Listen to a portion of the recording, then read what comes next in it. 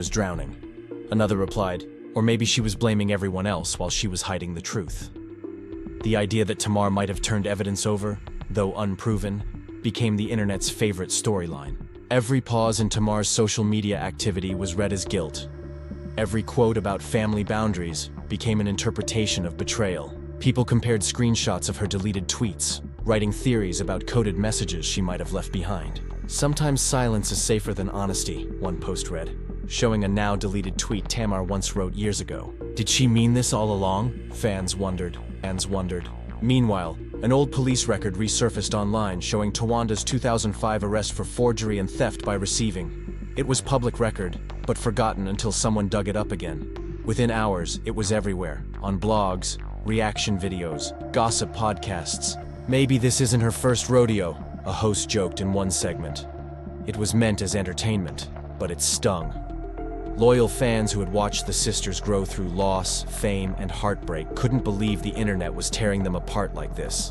We watched their pain for years on TV, one person commented under a viral clip. Now people act like it's just another scandal. Inside sources, real or imagined, added even more fuel. Some claimed the FBI was looking into not just bank records but the family's joint business ventures, including a skincare line registered under Towanda's name. If they touched that, one gossip vlogger said dramatically, this could go from bad to catastrophic. But again, there were no official statements, no charges, nothing but speculation. Still, the idea alone was enough to keep everyone watching. The emotional toll was starting to show, even through silence. Towanda Braxton, usually the family's calm center, had been noticeably absent from public appearances. Fans pointed out that she didn't attend a recent event that Towanda had planned. When a fan asked her about it during a live session, Towanda just smiled faintly and said, "Sometimes peace is distance." That one line became a viral quote overnight. People took it as confirmation that the family rift was real, that the harmony they once shared was gone. Towanda Braxton, on the other hand, simply went quiet. No posts, no comments, nothing. Her silence felt heavy, like someone who'd seen too much and decided to stay out of it. Even longtime friends of the family stopped sharing photos or updates. That silence, more than any rumor, made fans believe there might actually be some truth hidden in all the noise. As the online storm continued, one particular theory started catching on, that the entire case might have reignited because of something seen on Braxton family values years ago. Fans began rewatching episodes, claiming to find evidence hidden in plain sight. They pointed out scenes where Towanda joked about handling family finances, where Tamar complained about loans, and where tensions flared over who owed who. One fan wrote, "We all thought it was scripted drama, but maybe reality TV was more real than we knew." Others disagreed, arguing that editing could make anything look suspicious. "You can turn laughter into betrayal with one cut," another fan replied. But even as people argued about authenticity, something else began happening. The lines between entertainment and reality blurred so deeply that the story became a kind of performance itself. Podcasters analyzed body language from years-old clips. Gossip channels uploaded dramatic reenactments of how it might have gone down, and hashtags like Braxton Bankruptcy and Ash and Tamar Snitch started trending side by side. The entire internet seemed to turn the family's pain into a virtual detective game. Beneath it all, the human side got lost. Interviews from years ago resurfaced, where the sisters talked about growing up close, sharing dreams, and fighting for each other's success. Fans who remembered those moments couldn't help feeling conflicted. They were supposed to be unbreakable, one person tweeted. No matter what, they always found their way back to love. But now, with speculation about federal involvement, that love felt fragile. Some reports even claimed that investigators might have reached out to Tamar's lawyers for documents related to a house payment. Again, no confirmation, but the story spread faster than truth ever could. One gossip article read, "Tamar may have cooperated, but did she start it?"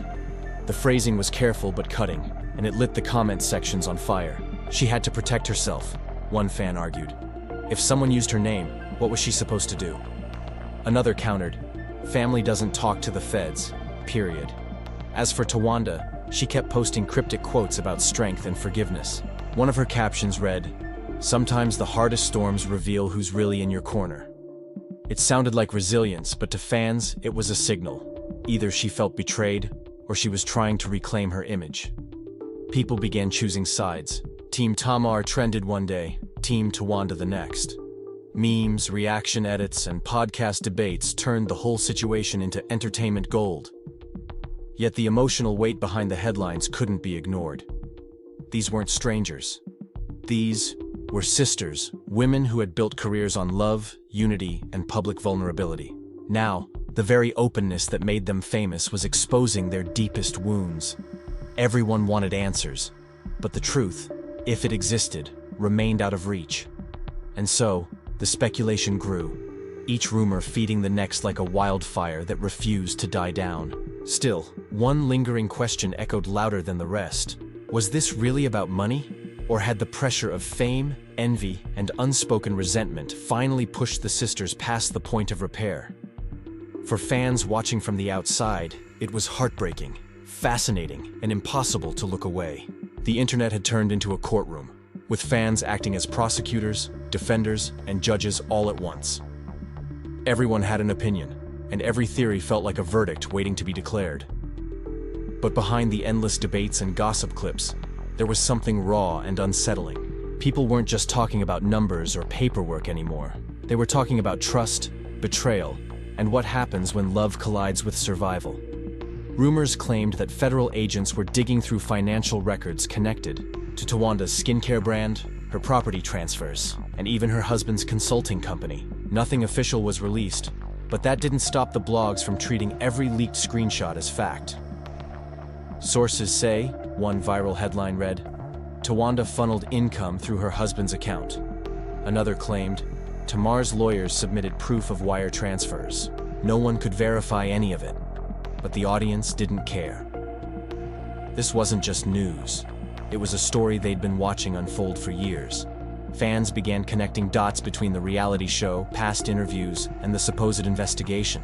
Every argument, every tearful confession, every moment of tension on camera now felt like part of a mystery they were meant to solve. Remember that episode when Tony skipped the family event? Someone posted. What if she already knew? Another replied. Look at the timing. Everything lines up. Soon, even old reunion clips were being re-edited by fan pages to look like foreshadowing. Still, not everyone bought the narrative. Some longtime viewers spoke out against the way the situation was being twisted online. People forget, these are real human beings, one fan wrote under a gossip post. You can't just take rumors and edit them into a crime. Another added, if Towanda really did something wrong, the courts will handle it. We don't need to destroy her reputation over speculation.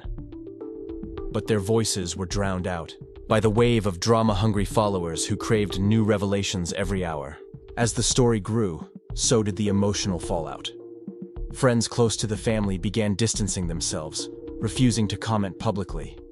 A stylist who once worked with the sisters hinted that people are scared to get involved, suggesting the situation might be deeper than anyone realized.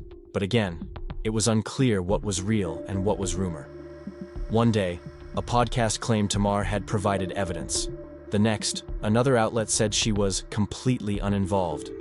The conflicting narratives kept the tension alive, leaving everyone guessing who was protecting whom. Amid the chaos, one unexpected detail reignited the conversation. A resurfaced clip from the show where Towanda accused Tamar of stealing someone's boyfriend. It was meant as a playful jab back then, but now fans treated it like a confession war. This family has been carrying secrets for decades, one tweet read. This isn't just about money, it's payback. Someone else commented, you can tell they love each other, but there's so much resentment underneath. Those words hit hard because they felt true. The sisters had always been open about their struggles. They'd fought, cried, and made up in front of millions. But now, those same moments were being used as evidence against them.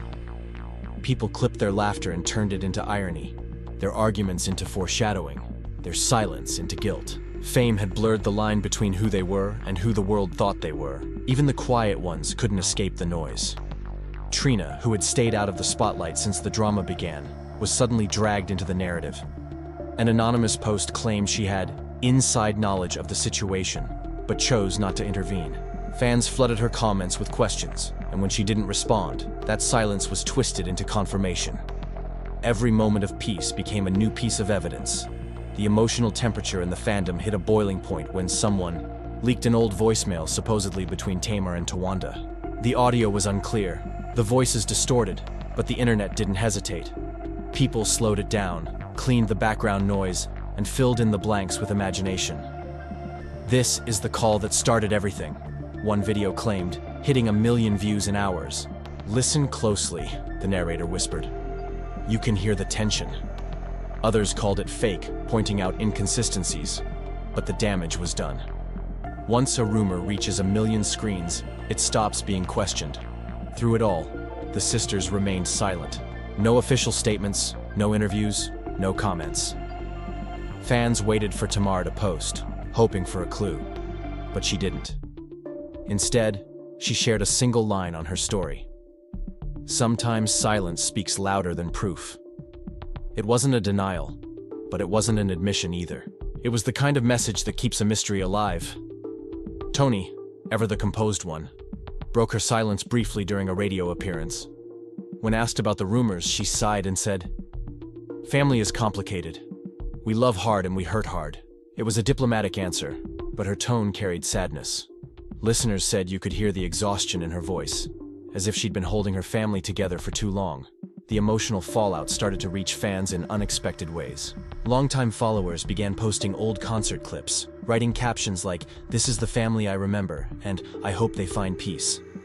The nostalgia hit heavy, reminding everyone that behind the sensational headlines was a legacy built on music, laughter, and unity. But now, that legacy felt fragile. Still, the gossip world wasn't done. A blog claimed that Towanda's husband's company had received overseas payments linked to her skincare line, and that investigators were reviewing them. Again, nothing verified, but enough to keep the internet buzzing. "Overseas money always raises eyebrows," one user commented. Another joked, "She better have receipts."